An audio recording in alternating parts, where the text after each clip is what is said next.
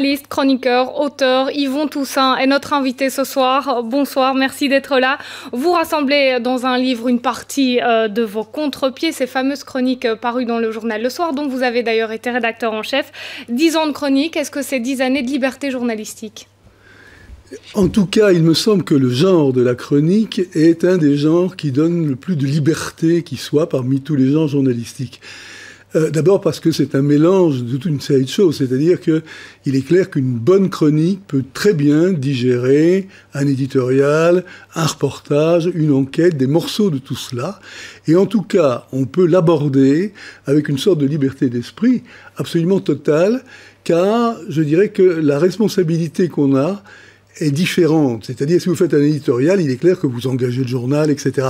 Avec une chronique, vous n'engagez que finalement vous-même et, disons, la nécessité de provoquer chez votre lecteur un sentiment agréable, ou peut-être même d'ailleurs une sorte de choc ou d'électrochoc.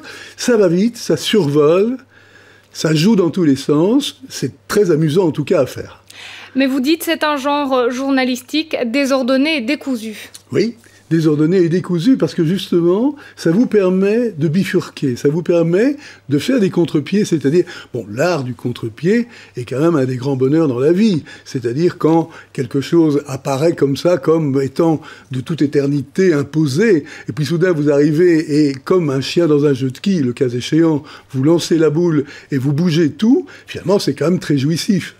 Alors avant d'aborder les thèmes de vos chroniques, Béatrice Delvaux, éditorialiste en chef au journal Le Soir, qui signe d'ailleurs la préface de votre livre, disait de vous que c'était un exercice qui parfois vous hantait. Oui, c'est-à-dire que, bon, là, je crois que tous les journalistes au monde, quand ils ont un deadline, quand ils ont un article à rentrer, quel que soit l'article d'ailleurs, ils ont quand même toujours un petit pincement au cœur.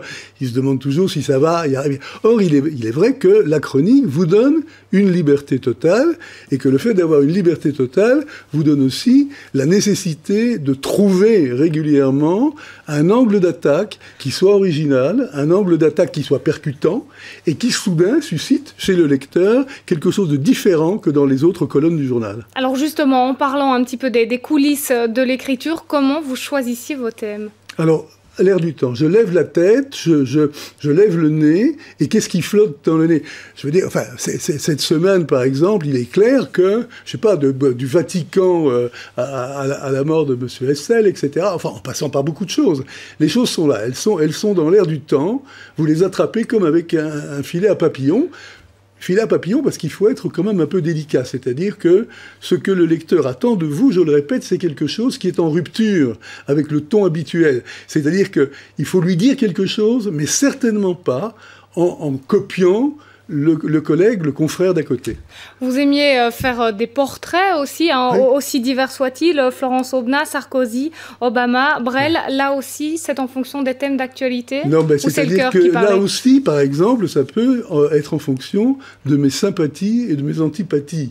Ou de mes coups de cœur. Hein, vous citez Florence Aubenas, il y en a d'autres, il y a Françoise Giroud, etc. Il y a pas mal de femmes d'ailleurs dans ce livre, qui probablement fait que j'ai quand même un certain nombre de coups de cœur, souvent pour des femmes. Mais il y a aussi, évidemment, la montée d'adrénaline. C'est-à-dire que j'offre quand même, me semble-t-il, enfin les chroniqueurs offrent une gamme assez remarquable de sentiments en quelques minutes. C'est-à-dire qu'en plus de ça, ça n'est pas pesant. Enfin, ça ne devrait pas l'être en tout cas.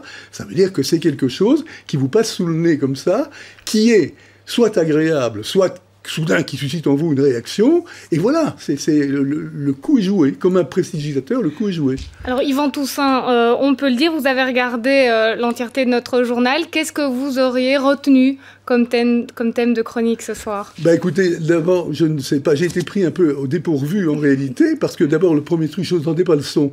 Et il y avait comme une sorte de rafle qui se passait dans mon quartier. Les contrôles de police. Dans mon quartier, les contrôles de police, oui, c'est pas de rafle. Soudain, j'apprenais ici, en regardant l'écran, que du côté de la place Flagey, des étangs d'Ixelles, c'est-à-dire là-bas où j'habite, il y avait, comment vous dites, des contrôles, une vaste opération de contrôle de police. Bon, à ce moment-là, eh bien, j'ai regardé attentivement pour voir, par exemple, si mes petits-fils n'étaient pas dans la rafle? Non, pas dans la rafle, dans le contrôle, voilà. Alors, les chroniques sont rassemblées sous la forme d'un abécédaire. Vous n'avez pas voulu faire de ce livre un livre chronologique. Pourquoi? Non, parce que j'ai voulu que les choses s'entrechoquent. C'est-à-dire qu'il y a le hasard de... Vous savez, les choses bien rangées, encore une fois, ça convient pour des tas de rubriques journalistiques, mais pas pour celle-là. Pour celle-là, il faut du désordre, il faut du décousu, je reprends le mot, il faut entrechoquer les choses. Et on s'aperçoit, vous savez, pour moi, c'est typiquement, ce livre, un livre de chevet. C'est qu'un livre de chevet, au moment où vous endormir, vous prenez d'une main distraite le livre, vous l'ouvrez au hasard. Et vous ne savez jamais sur quoi vous allez tomber. Et c'est la manière de lire ce livre que je recommande. Et puis, quand vous avez fini de le lire, par hasard, votre œil glisse sur la page d'à côté, et vous allez partir dans une toute autre direction. Je sais pas, c'est comme des autoscooters, hein, toutes les petites rubriques s'entrechoquent, etc. Et finalement, qu'est-ce que ça donne? Ça donne 10 années de votre vie. Que vous ayez 70 ans ou que vous en ayez 20, vous imaginez quelqu'un qui a 20 ans qui lirait ça, eh bien, c'est tout ce qui s'est passé de ses 10 ans à ses 20 ans. Alors, je trouve que c'est assez intéressant, d'ailleurs, d'offrir ce genre de livre à quelqu'un, à des adolescents, parce que finalement... Mais aussi, bon, on peut revivre comme ça, d'une façon légère, je reviens toujours à cela, c'est la manière légère de faire du journalisme sérieux. Parce que, j'adore, évidemment, ce qui s'est passé dans ces 10 années, c'est non seulement des choses absolument épouvantables, des choses dramatiques, mais aussi des choses absolument enivrantes. Voilà, c'est la vie, quoi.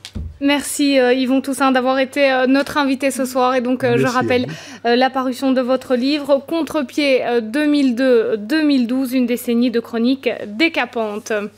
Merci. Et on passe...